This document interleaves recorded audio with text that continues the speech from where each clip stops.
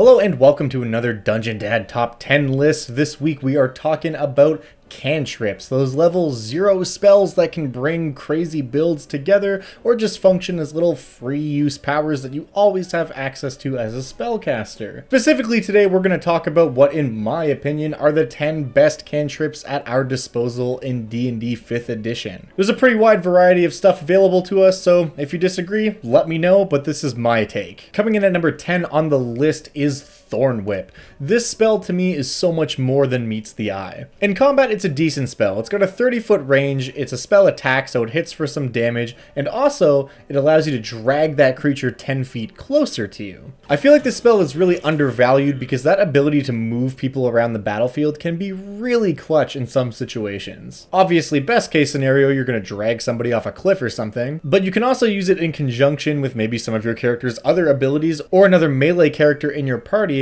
to drag a pesky enemy, pull them into that character's range, and then let them start wailing on them if they can't move for some reason. It's also a great way to drag flyers out of the air, and there's nothing that says you can't use it to target friendly creatures. Let's say one of your party members is being grappled or worst case restrained by an enemy, you can use Thorn Whip to hit them, which will cause a little bit of damage, but ultimately drag them to safety, which might be worthwhile. Coming in at number 9, we have Shillelagh. This is a pretty bizarre but very useful spell.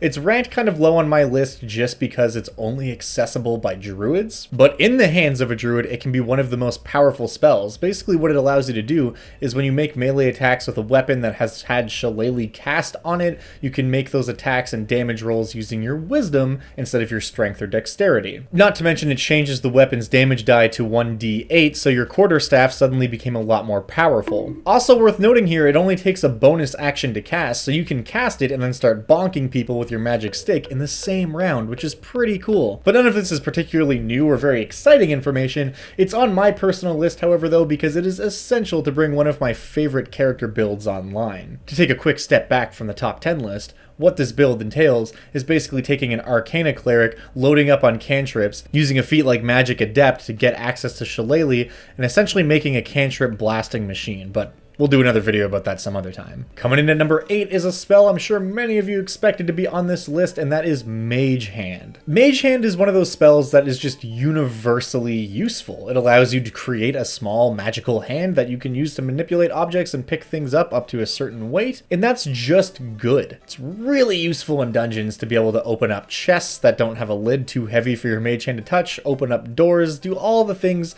that you would normally need to use your hand to do, but that you don't want to use your hand to do because it might get blown off by something. Also, fun little bonus tidbit here, if you ever choose sign language as one of the languages your character is proficient in, I would say you could probably use Mage Hand to communicate with other characters that know sign language. I don't know how useful that is, but it's pretty neat. And you can even use it to like your favorite YouTube top 10 video about cantrips. That's pretty cool. Coming in at number 7 is a spell you've definitely seen cast before if you've ever played with a cleric, and that is Toll the Dead. Toll the Dead forces a wisdom save, and on a failure the target takes damage, but they take more damage if they're already hurt. 1d12 damage, in fact, which makes Toll the Dead the highest damage on a single target from a cantrip of any of the spells. Granted, it is necrotic damage, and there are lots of things that potentially resist that, but still, it's just on the list because if you're looking for raw damage output, you will not find a better option. Plus, the flavor is really cool. This just makes me want to build a YouTuber-centric D&D character. I'm just picturing a cleric saying, "Don't forget to ring the bell," while casting Toll the Dead and putting someone in the ground. Coming in at number 6 is a spell called Encode Thoughts.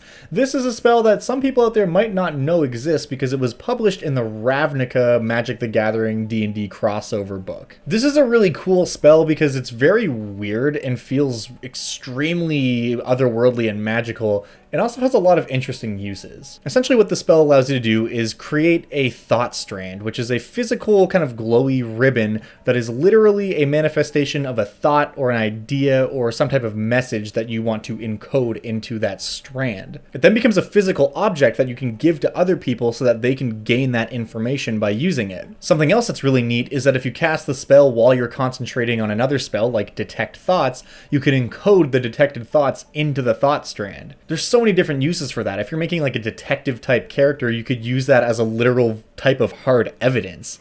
Like if you're interrogating someone and you can detect those thoughts and put them into a physical object that you can like bring to a judge and say, yeah, here, he was thinking about it, they killed the person. That's really neat. There's so many different cool things you can do with this spell, and for that, it had to be on my list. Coming in at number 5 is none other than Guidance. This cantrip, it shows up all the time. You see at least one person in every game running this thing, and there's good reason for that. Basically, Guidance allows you to bestow guidance on yourself or another character so that they can add 1d4 to a skill check. Basically, by having someone in the party with access to Guidance, your entire group just got slightly better at doing everything that they need to do. Granted, because it does require an action to use, you're not going to see much use of this for skill checks in combat, but outside of combat, when actions are flowing freely, sure. You want to check the map and figure out what the proper route to go is? Make a survival check. Oh, here's Guidance. You're better at it. You want to roll investigation to try to find the person you're looking for in a big city? Here's Guidance. Good luck. It just makes you, on average, 10% better at doing everything. So that's pretty cool. Coming in at number 4 is the biggest meme cantrip of all time, that being Eldritch Blast. You all knew that this was going to be on the list. It is one of, if not the most iconic cantrips, especially for the Warlock. In the hands of a skilled Warlock, this thing can escalate like crazy. I mean, you've basically got D&D character